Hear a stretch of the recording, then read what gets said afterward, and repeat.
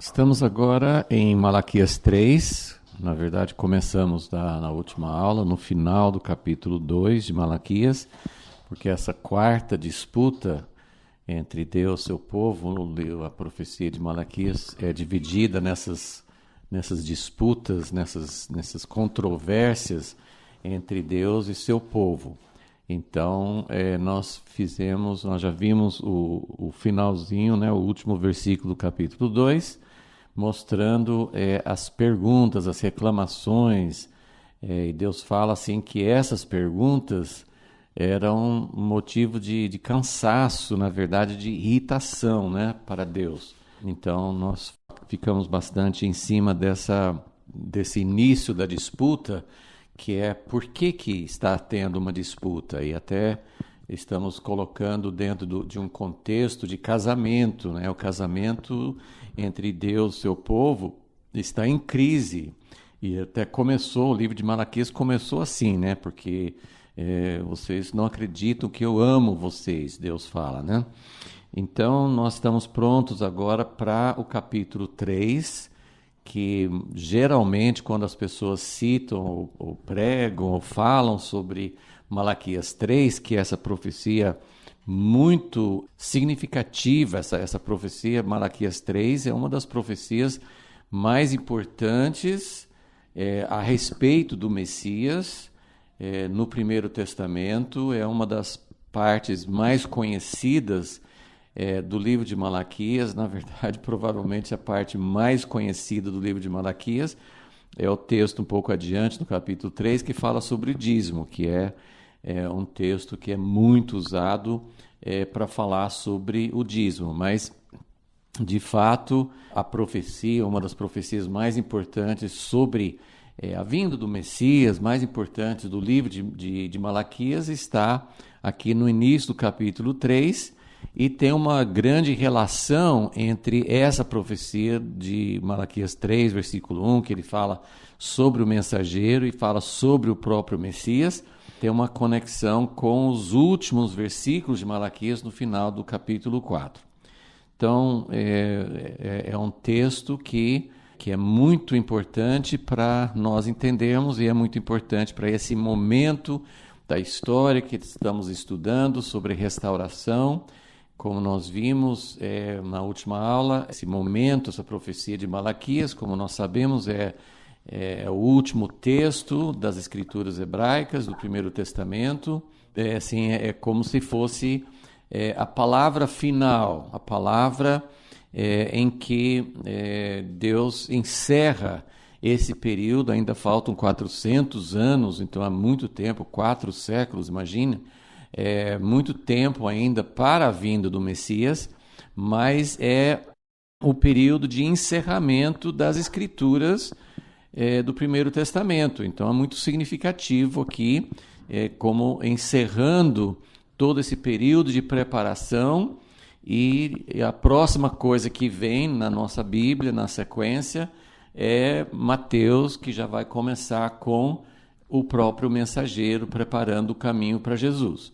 Então, realmente é um texto de grande importância, e queremos a ajuda de Deus para que possamos entender e que possamos ser exortados e preparados, porque essa mensagem de ter uma preparação não foi só para aquela época. Nós estamos diante de um outro momento, maior momento na história de toda a humanidade, de toda a humanidade, toda a terra, que é a segunda vinda de Jesus. Então, com certeza também precisamos de uma preparação. Senhor, nós pedimos que o Senhor ilumine a nossa mente, o nosso coração, que nós possamos ter não essas perguntas que causaram um desgosto da parte de Deus, que causaram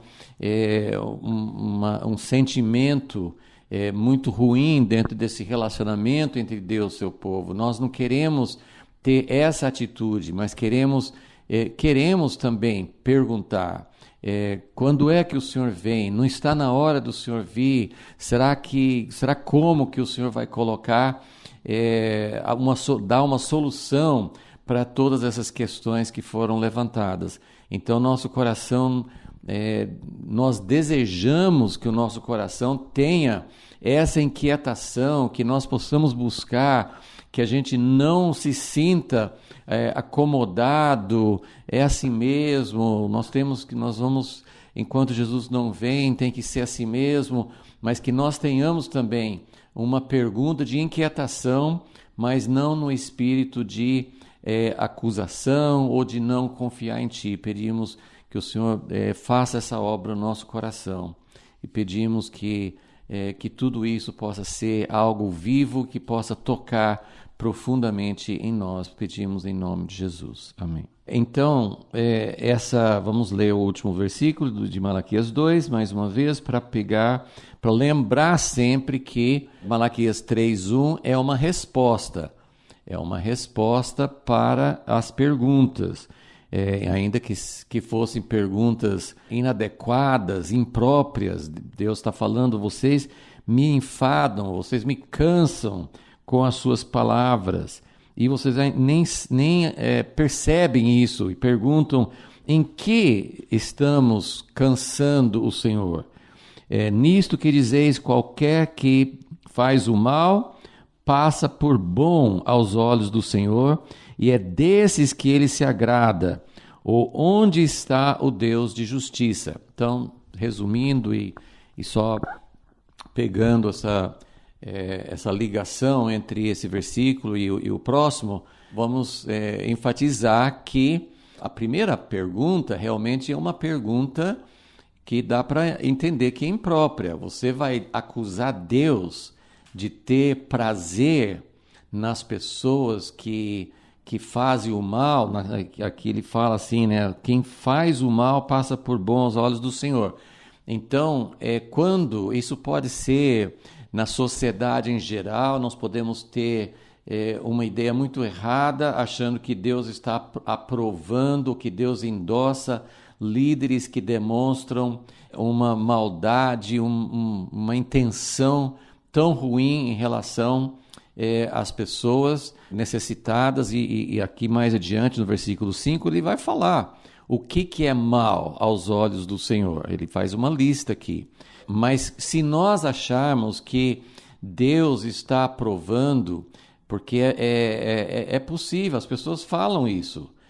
A gente pode dizer, olha, né, tal líder, ele tem uns defeitos, mas ele foi colocado por Deus e Deus está aprovando o que ele faz e tentando até justificar as coisas que ele faz.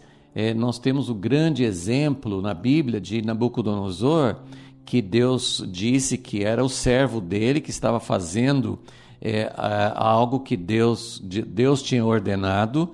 Deus não ordenou, Deus não conversou com Nabucodonosor. Nabucodonosor não se sentia, não era uma pessoa que estava procurando fazer a vontade de Deus.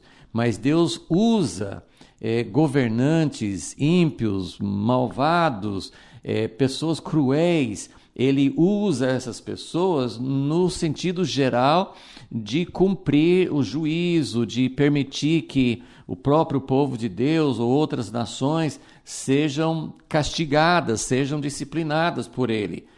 Mas isso não significa que Deus esteja aprovando, porque depois Deus julgou Babilônia por causa daquilo que fez. Então, a gente achar que um líder, pode ser político, mas pode ser na igreja também, nós podemos achar assim, claro, todos os líderes, nós temos isso na Bíblia, Davi e outros servos de Deus que estavam na posição de liderança, cometeram erros graves, e Deus não os rejeitou por causa disso, mas Deus também não aprovou. Deus deixou muito claro aquilo que não estava certo. Quando Moisés não representou Deus no deserto, no final dos 40 anos, ele recebeu um castigo muito difícil. Ele não entrou na terra prometida. Então, a gente precisa ter essa clareza de que Deus jamais aprova, Deus jamais endossa pessoas em qualquer tipo de liderança, né, seja na igreja ou outras áreas da sociedade, Deus não aprova, e é o grande problema da humanidade hoje, que todos os governos, mesmo como aconteceu em Israel, acontece na igreja, todos os governos estão misturados, né?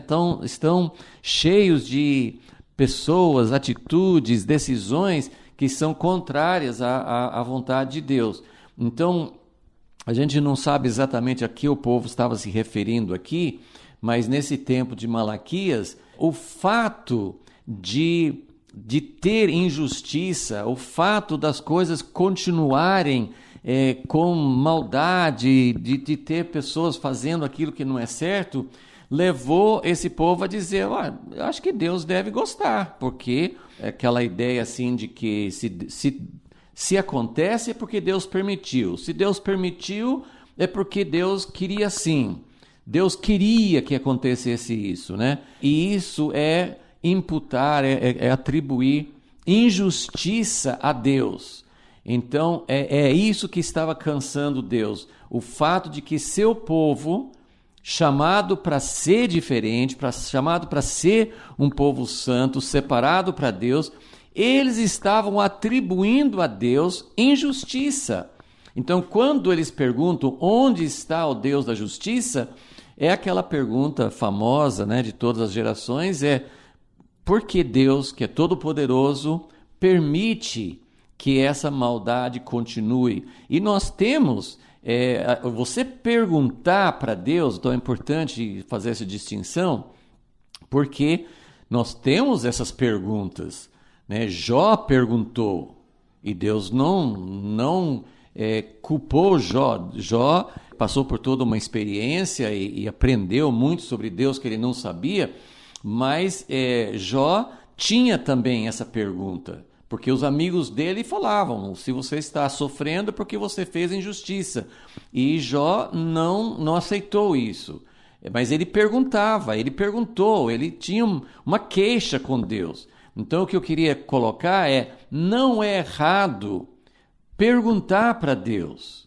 Deus, mas por quê? Por que o Senhor permite essa maldade? Essa pergunta, dependendo da sua atitude, não é uma pergunta errada. Eu falei de Jó, mas tem salmistas, Asaf, Davi, nós temos o profeta Abacuque, e tem outros profetas que eles registraram, está registrado nas nossas escrituras, quando eles falam assim, Deus, como pode? Abacuque recebeu a visão do que os babilônios iam fazer, e ele ficou inconformado. Como que um Deus justo vai permitir que tanta injustiça seja feita contra o povo de Israel? Então, a pergunta, Deus, por que a maldade continua? Por que o teu reino não vem? Por que nós ainda continua com esse regime, com esse sistema do mal na terra? Então, a pergunta não é errada. Deus vai responder. Deus não tem canseira, Deus não se cansa de nos atender na nossa fraqueza, de compreender as nossas perguntas. O que cansa Deus é quando nós não confiamos nele, quando nós atribuímos a Deus a injustiça. Porque a pergunta, onde está o Deus da justiça, é uma pergunta que pode ser uma pergunta válida, uma pergunta que você faz para Deus, porque você não entende o que está acontecendo, por que eu estou sofrendo, estou buscando a tua vontade, eu quero fazer a tua vontade, as coisas não dão certo para mim, e tem pessoas que nem estão se importando com o Senhor, não se importam com a tua vontade, e tudo dá certo para eles. Então a gente pode fazer essas perguntas. O que jamais podemos fazer é dizer, Deus, o Senhor está sendo injusto, o Senhor não é um Deus de justiça. Ok. Então essas foram as perguntas que geraram essa resposta. essa profecia de Malaquias 3, que começa assim, vede, a minha tradução fala, mas seria melhor, eu acho que a melhor palavra seria eis, ou é uma palavra de chamar atenção. Presta atenção, escutem aqui, olha, eu tenho uma coisa impactante para falar. Eis, ouça, eu envio o meu mensageiro. Então, essa profecia então, que começa, eu envio o meu mensageiro, é a resposta de Deus para essas perguntas. Mesmo sendo perguntas feitas da maneira errada, Deus está respondendo. Deus responde, fala assim, olha, eu tenho uma solução, eu estou preparando uma solução. E todos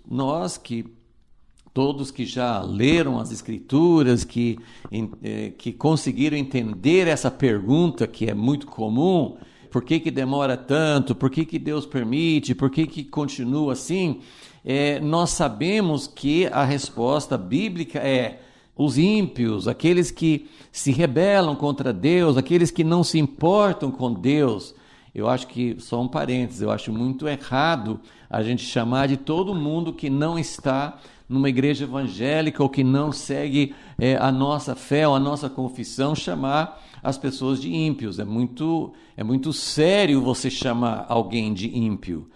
Nós não temos o direito bíblico de dizer para alguém, de achar que alguém, porque talvez assim, uma pessoa que dentro do nosso entendimento não se converteu, eu falo assim, dentro do nosso entendimento, porque Deus sabe qual é a atitude daquela pessoa.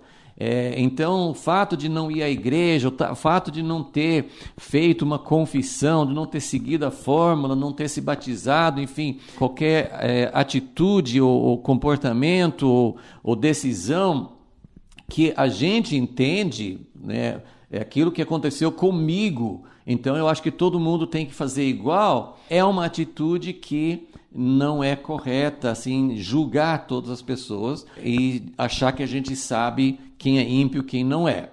Mas voltando para a questão, quando nós perguntamos para Deus e quando nós procuramos essa resposta, nós descobrimos que existem realmente pessoas ímpias, existem pessoas que não têm o coração para Deus, que não se submetem a Deus, que não querem o bem, e essas pessoas podem prosperar. A Bíblia fala isso, pode acontecer, nós não sabemos. A pessoa pode colher frutos da sua injustiça aqui na terra, dentro do tempo da sua vida, mas pode não colher. Quantas pessoas fizeram mal? Quantas pessoas cometeram crimes? Quantas pessoas nunca se arrependeram? Quantas pessoas continuaram fazendo mal e continuaram ganhando dinheiro, se dando bem e tendo uma vida?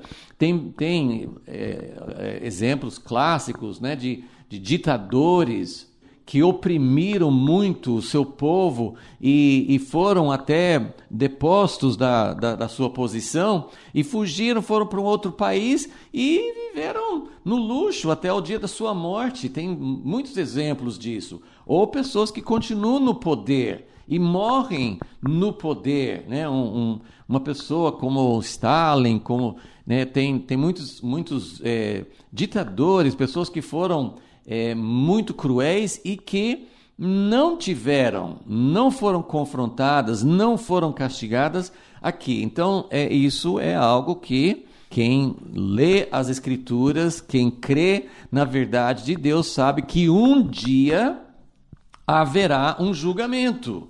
E é isso que até essa profecia vai dizer. Deus vai responder nesse texto aqui, falando que vocês perguntam, Deus aprova os que fazem o mal?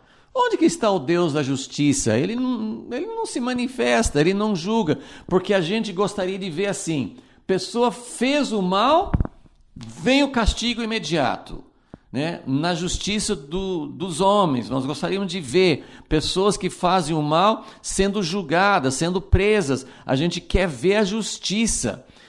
Porém, É só parar um pouquinho e analisar a nossa vida, o que está acontecendo hoje, o que aconteceu no passado, e saber que essa justiça, ela não aparece sempre. Às vezes tem, às vezes a pessoa é descoberta, é julgada, é castigada, mas às vezes não é. E, além de tudo, a nossa justiça humana, mesmo quando vai para o tribunal e é julgada, assim, muitas vezes a sentença final não é justa.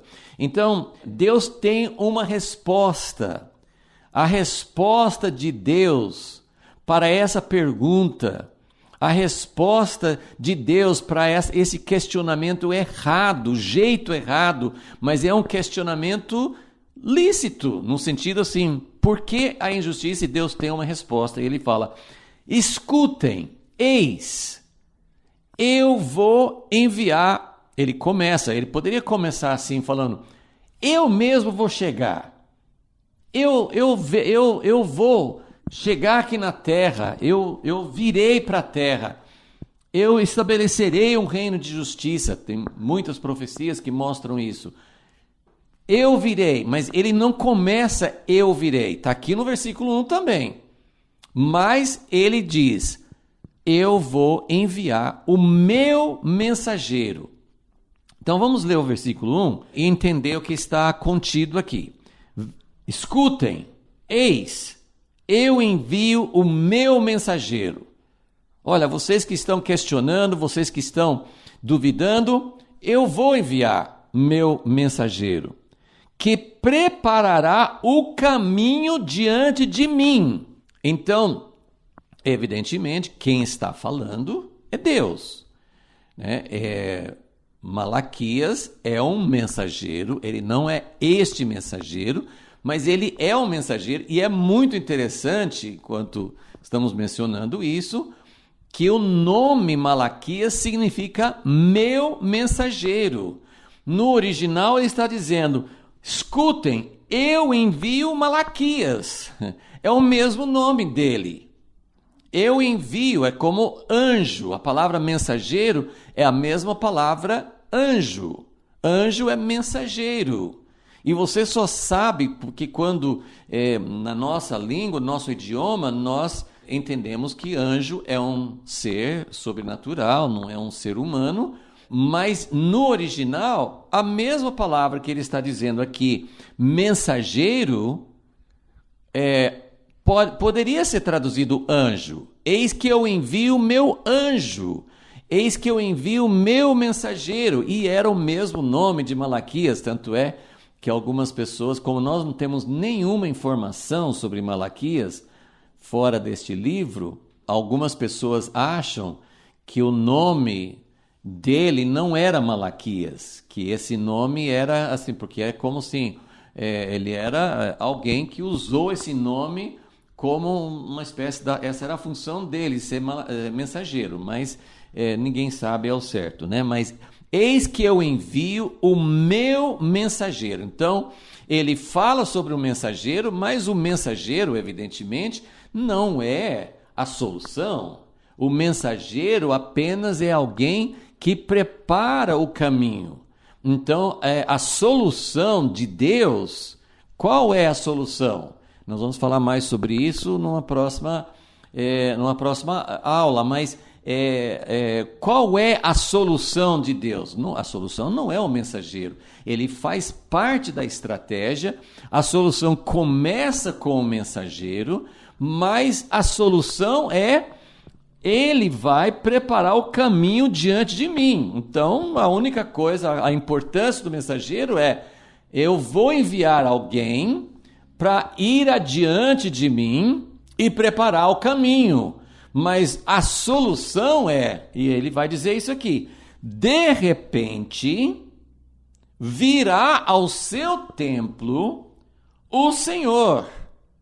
Então a solução o Senhor virá. Agora ele fala, de repente virá ao seu templo o Senhor a quem buscais. Vocês estão querendo uma solução? Vocês querem a justiça? Vocês querem que todas as coisas erradas sejam acertadas? Você não quer isso?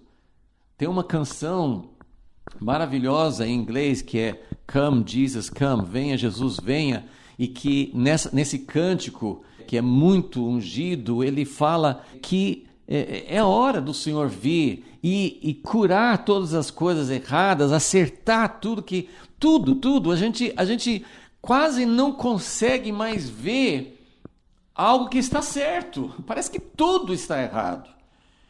E a gente não consegue, a coisa assim que eu nunca deixo de ficar abismado por ver que a gente não consegue ver certinho quem que está falando a verdade, quem que não está falando a verdade, quem está fazendo uma coisa certa. Você confronta na área de política, mas na área de igreja, muitos escândalos na igreja, e você confronta a pessoa,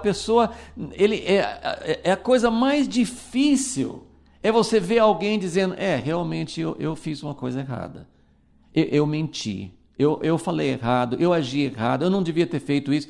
As pessoas não falam isso, os seguidores não falam isso.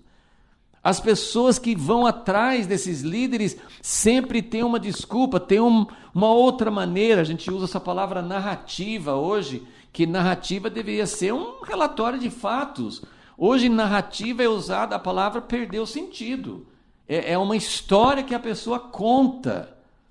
Então, isso é algo que nos aflige. Você fica angustiado com isso? Você fica desesperado, assim, Deus... a gente não consegue confiar em alguém, a gente não consegue acreditar totalmente, parece que tem uma verdade, mas tem uma distorção, tem algo no meio ali que não está certo, mas parece que você nunca chega ao fundo, parece que nunca manifesta. Eu falei bastante assim, uns anos atrás a respeito de uma outra época de escândalos na igreja. Não sei se era nos anos 80, eu nem me lembro exatamente da data, mas teve um outro período, que nós estamos vivendo um período hoje de um escândalo atrás do outro, dentro da igreja. Pessoas que eram muito respeitadas, pessoas que você realmente acreditava, assim, aquela pessoa tem uma palavra. Quantas palavras eu fui edificado por ministérios que hoje a gente descobre que há anos, 40 anos, fazendo coisas erradas e não mudando, e não reconhecendo. Então, eu gosto de citar o exemplo, não posso dizer também se essa pessoa acertou tudo, mas tinha uma pessoa muito envolvida, um televangelista muito envolvido em escândalos, algumas décadas atrás. O nome dele é Jim Bakker, acho que ele está vivo ainda, e ele foi preso, muitos escândalos sexuais, financeiros, né? Mas ele escreveu um livro grosso, né, das experiências dele, mas eu gosto de citar, pelo menos como um ícone, assim, um exemplo daquilo que a gente não vê hoje, porque o título do livro dele é bem grande, assim: Eu estava errado. Na prisão, ele gastou horas e horas escrevendo à mão todas as palavras de Jesus. E ele entendeu que aquilo que ele vivia antes, falando de Jesus e vivendo uma vida de luxo, de riqueza, de desperdício de dinheiro, fundos que pessoas ofertavam, pessoas davam para o ministério dele, e ele vivia em muito exagero de luxo, assim, eles falam que o cachorro dele tinha um canil com ar-condicionado, coisas assim, gastos enormes e outros erros mais, e ele aparentemente reconheceu. É uma coisa que a gente quase não vê, eu não tenho visto pessoas vindo a público e dizendo: eu estava errado, eu errei, isso que eu fiz, isso que me acusaram de fazer, isso é verdade, eu pequei. Como Davi fez com o profeta Natan. Natan confrontou e Davi falou assim: eu pequei, eu errei. Então, nosso desejo, esse versículo em Malaquias 3, ele precisa nos impactar dessa forma. Mais uma vez dizendo, não perguntando, não questionando a Deus da maneira errada, mas perguntando para Deus, angustiado. Eu quero colocar a atitude de perguntar em Malaquias 2,17 de um jeito certo e dizendo, Deus, como que o Senhor suporta? O Senhor que vê tudo, o Senhor que vê os corações, o Senhor que busca aliança, o Senhor que quer pelo menos um remanescente. Nós, biblicamente, o plano de redenção não nos dá esperança de que sem a volta de Jesus, que a humanidade vai toda se voltar para Deus, vai se arrepender, vai ter o reino de Deus na terra sem a volta de Jesus. Não vai acontecer isso.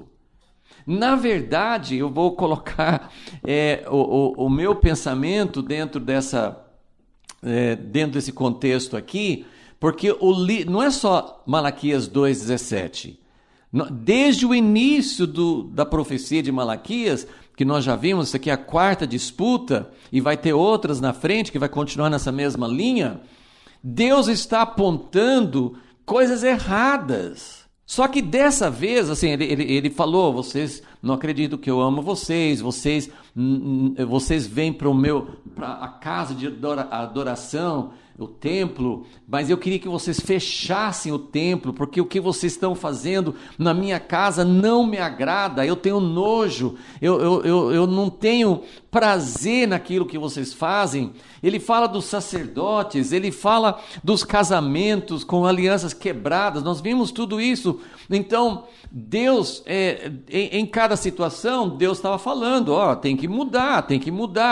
Só que dessa vez, nessa quarta disputa, de repente Deus fala, porque depois adiante ele vai falar sobre os dízimos, que as pessoas não estão dando a Deus o que é devido a ele, e ele fala, tem que consertar, traga os dízimos. Então ele fala sobre como consertar, mas de repente nessa quarta disputa, ele não fala assim, vocês têm que confiar, vocês têm que aguardar, minha justiça vai demorar. Nessa aqui, Deus simplesmente, ele fala assim, bom, eu vou falar qual que é a solução. Eu vou falar para vocês, e na minha interpretação, o que Deus está dizendo? Porque Deus sempre enviou mensageiros. Malaquias era realmente um mensageiro, mas Isaías foi, Jeremias foi, Daniel foi, Oséias foi, Deus sempre, lá atrás, Samuel, Elias, Eliseu, Deus sempre enviou mensageiros. Tem aqueles versículos em que ele fala assim, antes do cativeiro, Deus falava com eles, vocês não se voltaram para mim, e ele usa uma expressão humana, eu me levantava cedo, me mandava os profetas, eu insisti, eu supliquei. Então, nós temos uma maneira de contornar isso, que é dizer assim, bom, isso foi porque era a aliança antiga, antes da nova aliança, antes da vinda do Messias. Então, hoje nós estamos na nova aliança, e hoje nós servimos ao Senhor.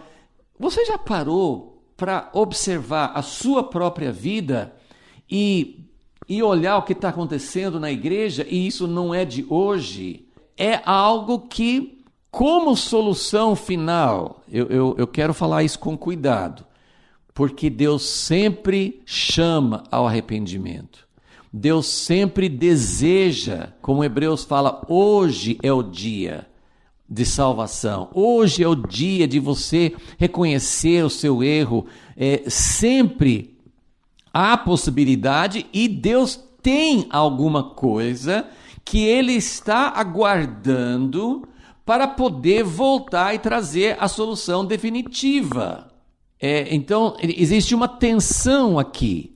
Por um lado, eu vejo aqui nessa palavra de Malaquias aqui, né, que Deus está falando por meio dele, ele está dizendo assim, é como se ele dissesse, não está contido aqui, mas é como se ele dissesse, olha, eu já mandei muitos mensageiros, mas agora eu vou mandar o meu mensageiro, ou mensageiro definitivo, que vai preparar o caminho e eu mesmo vou chegar.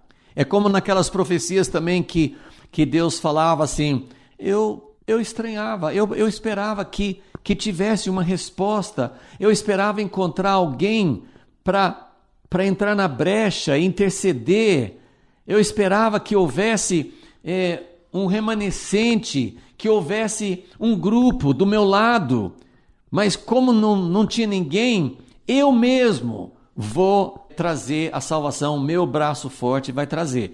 Isso tem, acho que em Isaías e em Ezequiel também, essa resposta de Deus. Então, a solução final, total, plena, é quando Jesus voltar. E é isso que ele está dizendo aqui. Pode haver tempos de avivamento, pode haver vários mensageiros, pode haver, como com Esdras e Neemias, pode haver renovação da aliança, o povo pode se voltar para Deus, falar assim, não, agora vai, nós vamos servir a Ti, nós vamos ser fiéis a Ti, mas Deus sabe que isso não dura. Isso às vezes não dura na mesma geração e geralmente muito menos na próxima geração. Então Deus está dizendo aqui, e veja, mais uma vez, não quero falar algo que possa ser interpretado de uma forma errada. Deus não está falando, que veja bem, depois dessa palavra de Malaquias, se passaram mais de 400 anos, e foi a primeira vinda de Jesus. E hoje, 2000 anos depois da primeira vinda, na verdade nós estamos no mesmo dilema. O nosso coração deve, não de maneira errada, mas deve fazer essas perguntas. Deus, como que pode? Como pode continuar? O Senhor não vai fazer alguma coisa? O Senhor vai permitir essas guerras injustas?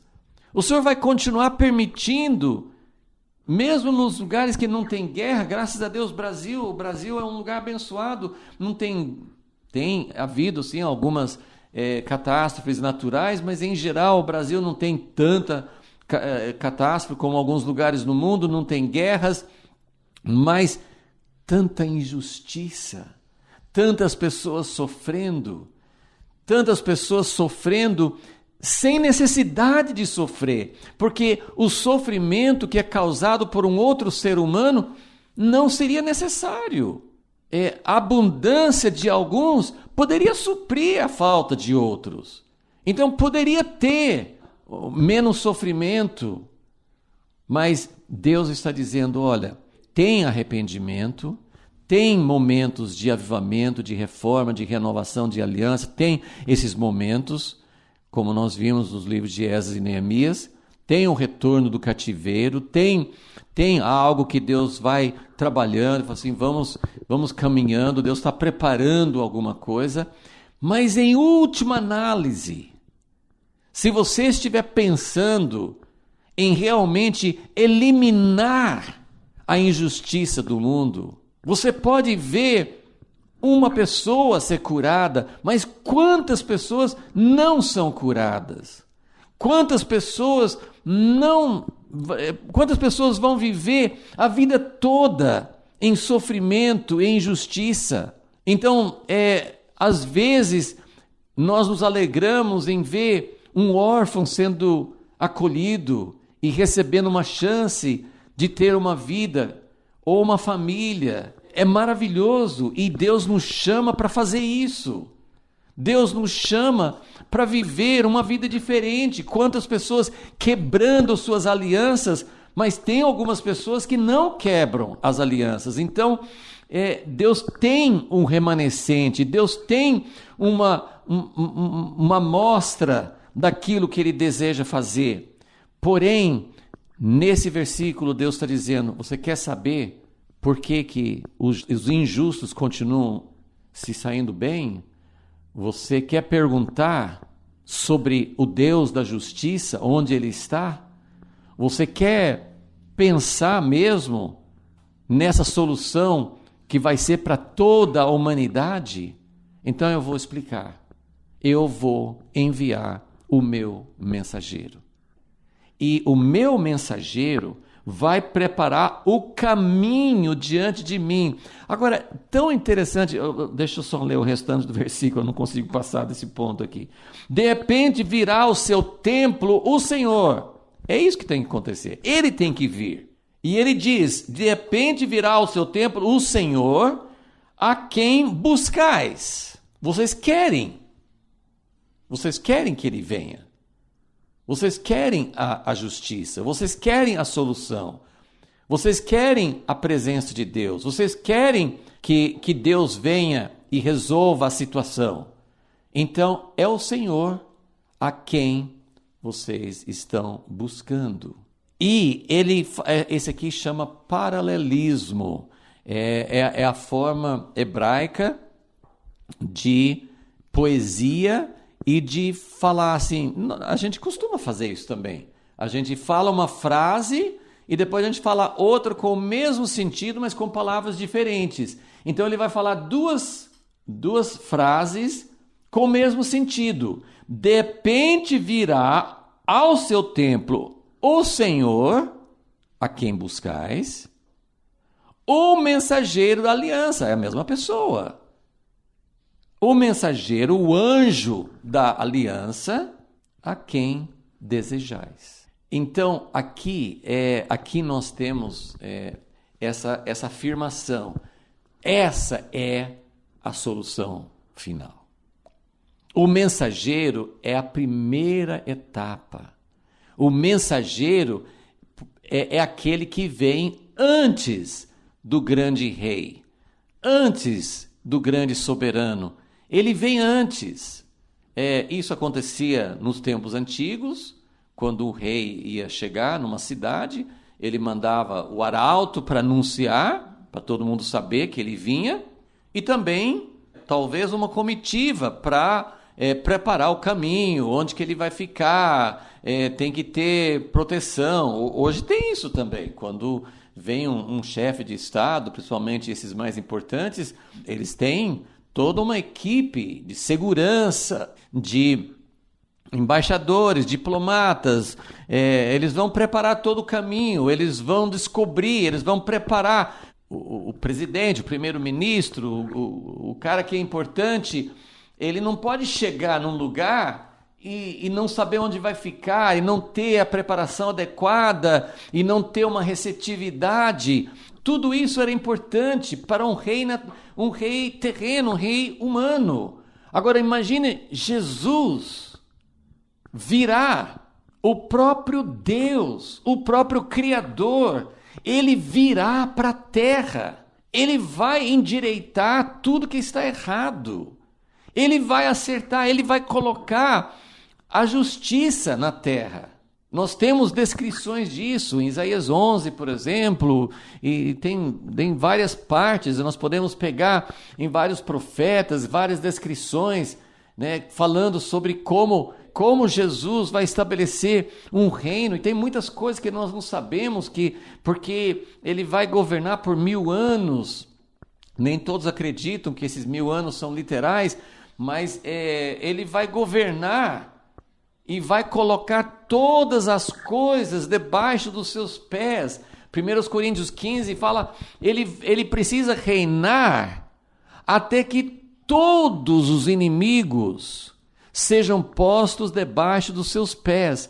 E o último inimigo, quando esse for derrotado e colocado debaixo dos seus pés e destruído para sempre, aí nós vamos saber, pronto, o reino de Deus veio em plenitude e nunca mais vai ter nada que cause mal, nada que estrague, nada que corrompa este reino. O último inimigo é a própria morte.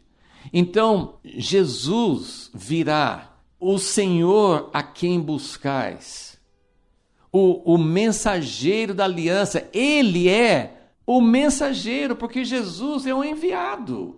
Jesus é aquele que trouxe na primeira vinda a nova aliança, mas ele vem segunda vez para que essa nova aliança se torne real, porque por enquanto nós aceitamos pela fé, nós nascemos de novo pela fé, nós temos evidências, nós temos sinais do seu reino.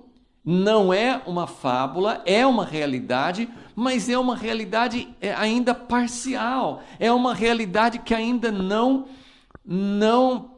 nem mudou a nossa vida por completo, não mudou a igreja definitivamente. Nós estamos cheios de erros, de pecados, de falhas, e não mudou o mundo. Então, o mensageiro da aliança é aquele que vai trazer a aliança para estabelecer essa aliança com todos os povos e trazer o reino de Deus para toda a terra. Então, aqui é o Senhor a quem buscais, o mensageiro da aliança a quem desejais.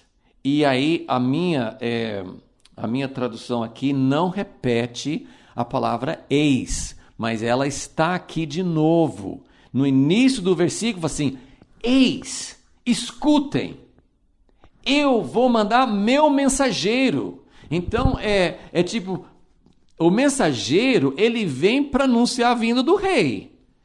Mas aqui, o mensageiro Malaquias, a palavra que Deus deu a ele, é, escutem, eu vou mandar o mensageiro. Então, o mensageiro, ele anuncia a vinda do rei, mas Malaquias está anunciando a vinda do mensageiro. Mas no final desse versículo 1, ainda fala outra vez, eis que ele vem. Agora ele está falando sobre o Messias, agora ele está falando sobre o rei. Então, eis que ele vem, diz o Senhor dos Exércitos. Então, esta é a solução que Deus está anunciando. Vocês têm esse questionamento? Vocês estão descontentes? Vocês estão vendo que tem muita coisa errada? Não pensem o mal de Deus. Não atribuam injustiça a Deus. Escutem que Deus está falando, vai ter uma solução final.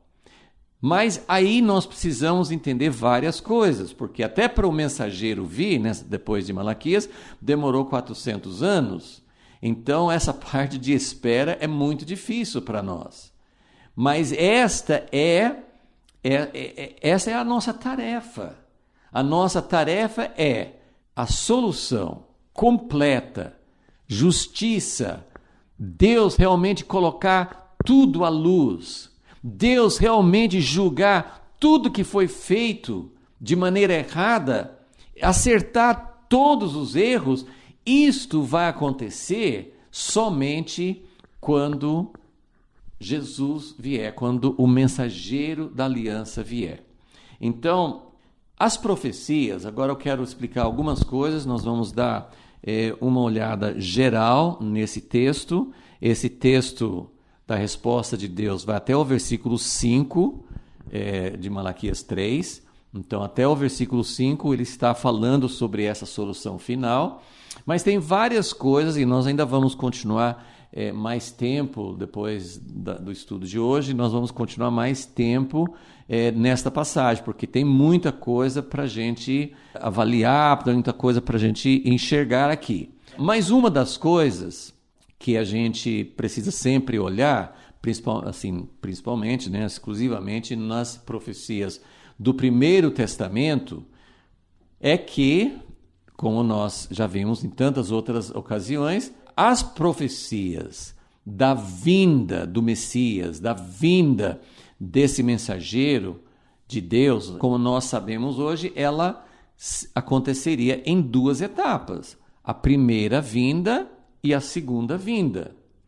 Então, existem passagens, mesmo nos profetas, que falam exclusivamente da segunda vinda.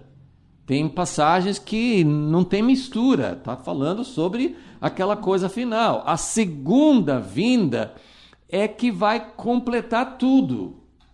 Na primeira vinda, Jesus veio e ele fez uma obra completa, ele não fez a obra pela metade, mas essa obra só se torna efetiva e em vigor na segunda vinda. Mas os profetas não viam isso. E a maioria das vezes, como essa profecia é um exemplo, a maioria das vezes, eles, mesmo incluindo a primeira vinda, eles enxergavam mais a segunda vinda. A primeira vinda, por exemplo, Isaías 53, que fala sobre o sofrimento do Messias, ou em Zacarias 9, quando ele fala que o seu rei vem humilde, montado num jumentinho. Poucas passagens, Isaías 9, eis que um menino nos nasceu. Então, tinha um vislumbre, algumas janelas, algumas vistas parciais da primeira vinda. Mas como as profecias quase sempre estavam olhando para essa solução final, para essa consumação, para a vinda do reino de Deus em justiça, como na maioria das vezes eles estavam recebendo de Deus uma esperança para uma coisa definitiva, final, pronto, não vai ter mais desvios, não vai ser mais vamos voltar ao Senhor e daqui a pouco tudo volta como antes, perde aquela restauração. Foi isso que aconteceu nessa época. Uma renovação maravilhosa da aliança com Deus em Neemias 8, 9 e 10 e logo depois eles já tinham perdido aquela posição, já tinham se desviado, já tinham caído. Então, quando Deus fala aqui, assim, eu tenho uma solução. Ele está falando sobre a solução final. Então, quando você lê esse texto aqui, vede, eu envio o meu mensageiro, de repente virá ao seu templo o Senhor, a quem buscais, a quem desejais, o mensageiro da aliança, eis que ele vem, eis que ele vem. Ele chama atenção duas vezes, o mensageiro vem e o Senhor vem. Mas que vinda é essa que está falando aqui? Tem referência, eu coloquei aqui nessa folha, aqui embaixo, aqui a última coisa, é que essas vindas do Messias, que fala aqui em Malaquias 3, fala da primeira vinda. Como é que eu sei que aqui tem alguma coisa da primeira vinda? Somente por uma razão, porque tudo que ele vai falar depois, sobre purificação e sobre a solução de Deus trazer a justiça para sempre, não aconteceu na primeira vinda. Então, por que nós podemos associar, por que nós podemos dizer, se você for pegar um comentário, estudar esse versículo, a maioria, quase todos, eu olhei vários, quase todos vão olhar assim, mas quem que é o mensageiro? Quem que é esse mensageiro que Deus prometeu mandar? Bom, Mateus, Marcos, Lucas, todos eles citaram esse texto. Jesus cita o texto. Né? No início do Evangelho, Marcos começa, os primeiros versículos do Evangelho de Marcos, ele ajunta, ele pega essa profecia de Malaquias 3, mas ele junta essa profecia com Isaías 40, porque Isaías 40 ele não falou de um mensageiro, ele falou de uma voz. Isaías 40 fala assim, eis que uma voz no deserto proclama. João Batista era no deserto e ele proclamava. Então o Evangelho de Marcos, que foi o primeiro evangelho a ser escrito, ele já começa com esse cumprimento. Ele já começa, Malaquias, a última profecia. E Marcos já começa o evangelho, nós temos Mateus primeiro, mas Marcos foi o primeiro evangelho a ser escrito. Então, se nós fôssemos olhar, o primeiro texto da nova aliança começa exatamente nesse ponto. E ele fala da voz que proclama no deserto, e ele fala, eis que o mensageiro, que ele fala lá, que irá adiante de mim, falando de Jesus. Então, o Novo Testamento mostra que esse mensageiro que Malaquias profetizou foi, de fato, João Batista.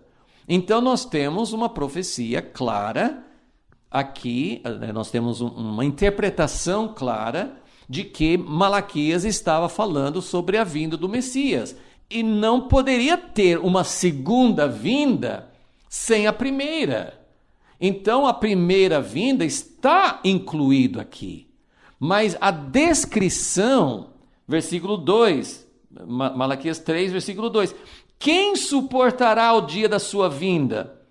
E quem subsistirá quando ele aparecer? Isso não aconteceu na primeira vinda. Jesus não veio de um jeito que ninguém podia suportar. O aparecimento dele nem ficou claro. A maioria das pessoas nem acreditava, os líderes principalmente, eles não acreditavam que era o Messias. Então, é muito claro isso de que essa profecia de Malaquias não se cumpriu totalmente. É como Joel 2, que fala a respeito do derramamento do Espírito. E Pedro se levantou no dia de Pentecostes e falou assim, isso que vocês estão vendo aqui é o que Joel profetizou. Só que nós vamos ver que na profecia de Joel fala da lua se transformar em sangue, das estrelas caírem, do sol escurecer e de ter assim, grandes acontecimentos da segunda vinda. Então nós temos essa mistura. Então, quando Malaquias fala a respeito de um mensageiro, nós temos base bíblica, base do próprio Jesus, que explicou para a multidão, assim, em Mateus 11, fala assim, o que vocês saíram? Por que vocês todos foram para o deserto para ver a pregação? O que vocês foram ver lá? Ele não fez milagres, ele não tinha assim, grandes coisas para atrair. O que vocês foram ver? E Jesus aplica esse texto de Malaquias 3, fala assim, ele foi o cumprimento dessa profecia do mensageiro. Mas a descrição de Malaquias, tudo que ele vai falar aqui a seguir, quem suportará, ele é como o fogo do ourives, na verdade, lembram, o mensageiro João Batista, ele também entendia que seria uma vinda só. Ele foi aquele que anunciou Jesus. Jesus mesmo disse que ele foi o maior de todos os profetas, porque foi ele que apontou. Ele não falou um dia virá, ele falou assim, ele aqui é aquele que é o Cordeiro de Deus. Mas esse mensageiro, João Batista, ficou em dúvida depois. Por que ele ficou em dúvida? Porque ele entendeu, ele achava que Jesus viria já para fazer tudo isso que está em Malaquias 3, que ele ia trazer fogo, que ele ia trazer juízo, que ele ia trazer separação. Então, esse mistério da vinda de Jesus em duas etapas, nem o próprio João Batista, que foi aquele que anunciou Jesus como mensageiro, ele não sabia. Ok? Então, essa é uma das dificuldades dessa passagem, é entender que ele apontou, ele incluiu a primeira vinda, porque o mensageiro se aplicou, se cumpriu em João Batista, mas a parte principal, a essência dessa profecia, era falar que ia acontecer uma purificação. Então, nós vamos entrar nisso em mais profundidade, mas vamos continuar. Eu só quero terminar de ler esses 5 versículos para que a gente possa entender o todo. Então, tem um mensageiro, tem depois o mensageiro da aliança. Eu coloquei aqui, deixa eu só comentar sobre isso. Olha, os personagens do versículo 1, e continua no restante, mas no versículo 1 nós temos 3 pessoas, 3 identidades. Quais são? Ele começa falando, eu envio o meu mensageiro. E ele termina falando, assim diz o Senhor dos Exércitos. Então, o eu, meu mensageiro, e eis que ele vem, diz o Senhor dos Exércitos, é o próprio Deus, o Yahvé, o Jeová, o Deus Todo-Poderoso. Então, ele que está falando, e ele fala, eu vou enviar o meu mensageiro. O segundo personagem é o mensageiro.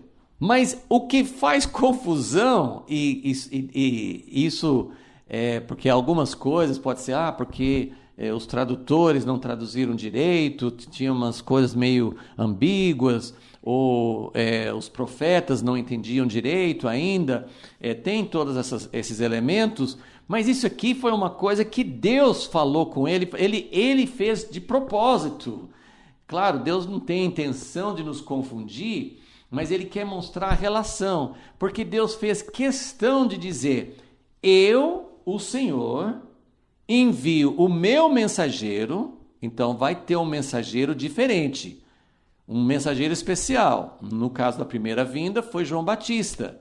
Como que isso vai se cumprir na segunda vinda, nós vamos falar de outra vez, mas não é tão claro. Mas nós podemos dizer que se a vinda de Jesus foi em duas etapas, então teve um mensageiro para a primeira vinda.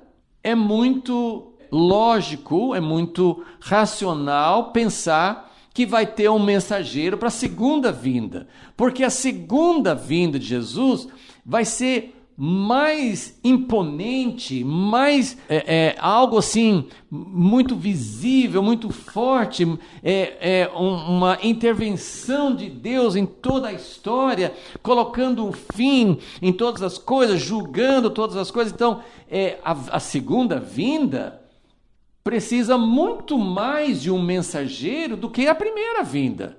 A primeira vinda precisava, nós vamos falar sobre isso depois. Foi muito importante o papel de João Batista. Mas imaginem Jesus agora vindo, esse de repente, agora o que ele fala no versículo 3? Ele vai se assentar como fundidor, purificador de prata. Então ele vai purificar o povo, ele vai julgar no versículo 5, ele vai julgar toda a maldade. Então é bastante razoável pensar que ele precisa de um mensageiro para a segunda vinda, porque assim como nós, nessa comparação assim de pensar assim, um rei ia chegar num lugar e ele não podia chegar sem aviso prévio e não podia chegar sem fazer os devidos preparativos. O nosso Deus, o nosso Messias, o Senhor do Universo, o Criador, ele não virá sem preparação, ele não virá sem aviso prévio, ele vem de repente. Ou seja, muita gente vai ser pego de surpresa. E Jesus sempre falava, eu venho como ladrão de noite.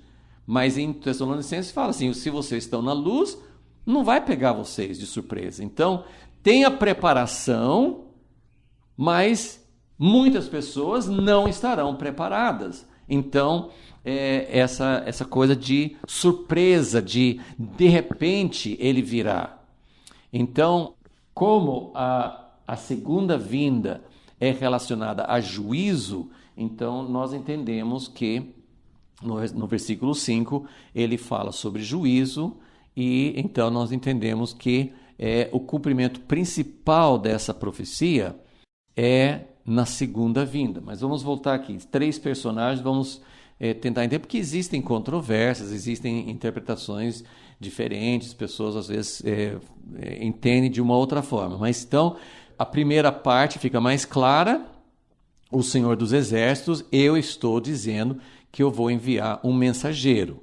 Mas aí quando ele fala, de repente virá ao seu templo o Senhor, veja como fica confuso. Na nossa língua, no nosso idioma, no final fala, diz o Senhor dos Exércitos. E aqui no meio do versículo fala, de repente virá ao seu templo o Senhor. são palavras diferentes. Para nós, Senhor, Senhor, mas não é no original, né? O Senhor dos exércitos é o Senhor Deus Jeová. Mas o Senhor a quem buscais, nossa Bíblia traz com letra maiúscula, e é bom que seja, porque está, eu creio que se refere a Jesus. Mas essa palavra não é nem Adonai. Adonai é uma palavra no plural, assim como Elohim também é Deus no sentido plural, porque é uma expressão de respeito. Como a gente fala assim, vós, para Deus ou para alguém que hoje não é usado mais, mas era sempre um tratamento de respeito. Quando você se dirigia a uma autoridade muito grande, você não falava você falava vós. Então, Adonai ou Elohim são palavras no plural, não porque tem uma pluralidade de deuses, mas porque é um nome de respeito. Mas essa palavra aqui, virá ao seu templo o Senhor, é Adon, no singular. É Senhor. O servo de Abraão, que foi buscar uma esposa para Isaac, ele tratava Abraão, meu Senhor. Adon, a mesma palavra. Então, essa palavra Adon, virá ao seu templo o Senhor, essa palavra muitas vezes é usada para Deus, mas é uma palavra que aceita. Né? Então, algumas pessoas vão falar assim, isso é o mesmo mensageiro. Não, o mensageiro prepara o caminho, e aí é como no Salmo 110, disse o Senhor ao meu Senhor.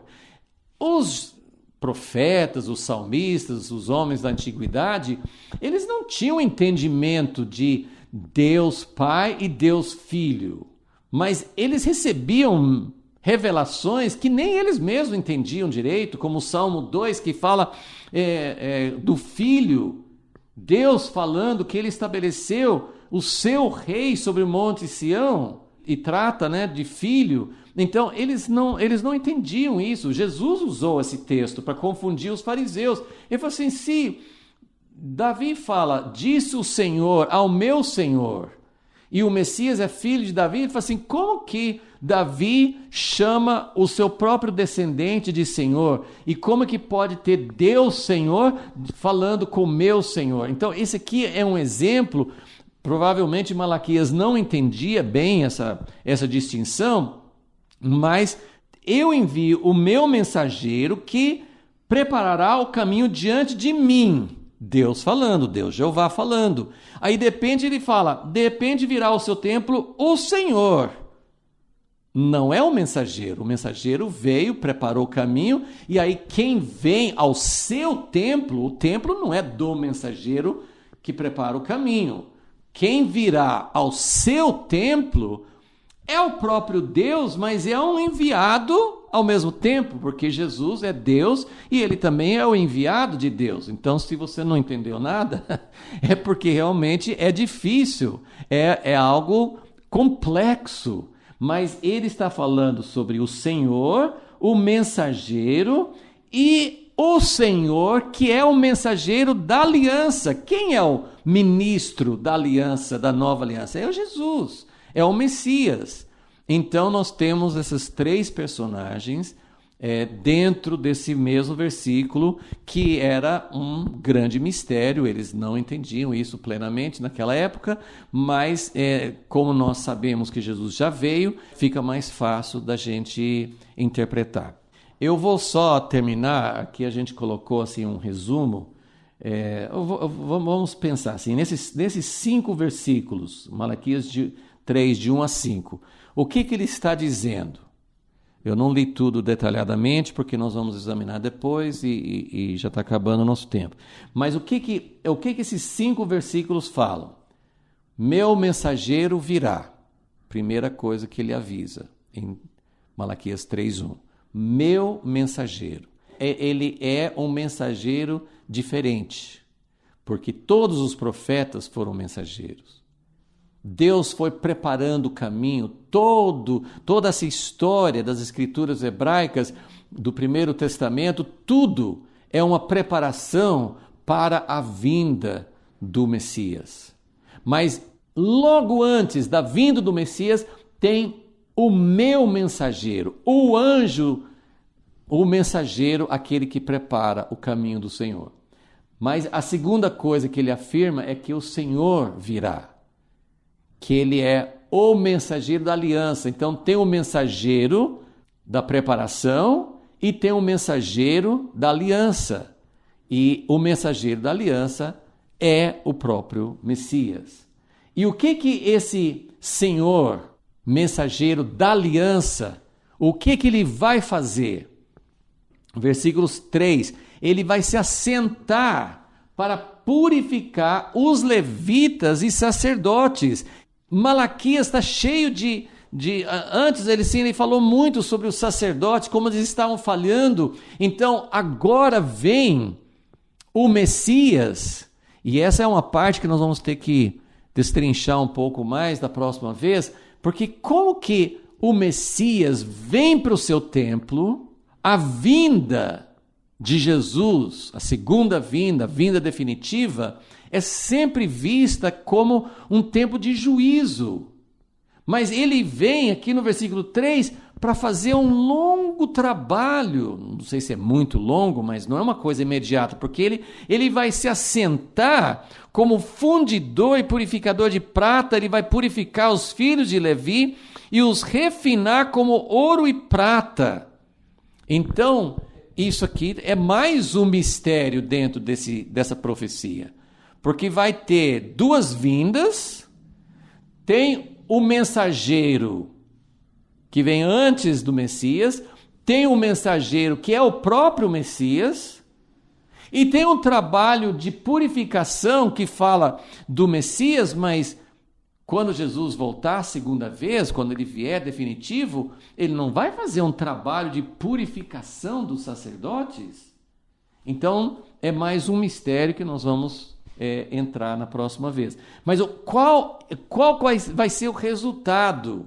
Esses sacerdotes que Malaquias, ele apontou, Deus por meio dele, mostrou como os sacerdotes estavam falhando, como eles estavam oferecendo ofertas não aceitáveis. Então, o Messias virá para purificar os levitas e sacerdotes, para que, número 4, eles vão oferecer sacrifícios aceitáveis. Então, tem um mistério aqui que se refere a não só o mensageiro que vem antes para preparar o caminho, para que o rei não passe vergonha, para que ele tenha um lugar para chegar, para que haja a recepção adequada. Então, tem alguma coisa a ver aqui com esse mensageiro, com essa fase de preparação que vai purificar o sacerdócio. E a gente crê que, 1 Pedro fala que nós também fomos incluídos nesse sacerdócio. Então, ele não está falando sobre exclusivamente os levitas, os sacerdotes da tribo de Levi natural, mas ele está dizendo, vai haver uma purificação, eles vão ser apurados. O mal, a sujeira, a impureza, alguma coisa vai acontecer diferente. Vai ter, antes da volta de Jesus, próxima à volta de Jesus, essa preparação, alguma coisa vai acontecer que vai preparar o sacerdócio para oferecer ofertas aceitáveis. E aí o rei vai voltar, porque ele tem um lugar onde ele é aceito. Ele tem um lugar onde ele é bem recebido. E a última coisa no versículo 5 é que aí sim, depois dessa preparação, depois desse tempo em que os sacerdotes vão finalmente exercer a sua função do jeito certo, aí Jesus vai voltar e ele vai tirar toda a maldade, ele vai julgar todos aqueles que estão praticando o mal, e as pessoas não vão mais perguntar, parece que Deus até gosta de quem faz as coisas de uma forma egoísta, de uma forma insensível, de uma forma que prejudica os outros. Então, essa é a mensagem de Malaquias 3. Tem várias dificuldades e tem, claro, muitas coisas que nós não entendemos ainda, mas nós esperamos que o Senhor revele cada vez mais. Então, da próxima vez nós vamos entrar mais nessa função do mensageiro, e para entender, eu não posso dizer que eu entendo, esses acontecimentos, Deus não separa cronologicamente, ele não faz tudo de acordo com a nossa mente racional. O que nós precisamos entender é a solução definitiva é Jesus voltar, mas tem que ter uma preparação. E nós queremos que a preparação seja feita, queremos que ele seja bem recebido e queremos que ele venha para trazer o seu reino. Senhor, esse é o nosso desejo, e que nós possamos ter não só a pergunta, mas o anseio, e que nós possamos pedir: Senhor, prepare o caminho, prepare realmente para que haja condições para que o Senhor, que é o Rei do Universo, o Criador, para que o Senhor possa voltar e endireitar tudo que está errado. Pedimos isso e aguardamos e queremos viver de tal forma que isso possa acontecer na nossa vida, em nome de Jesus. Amém.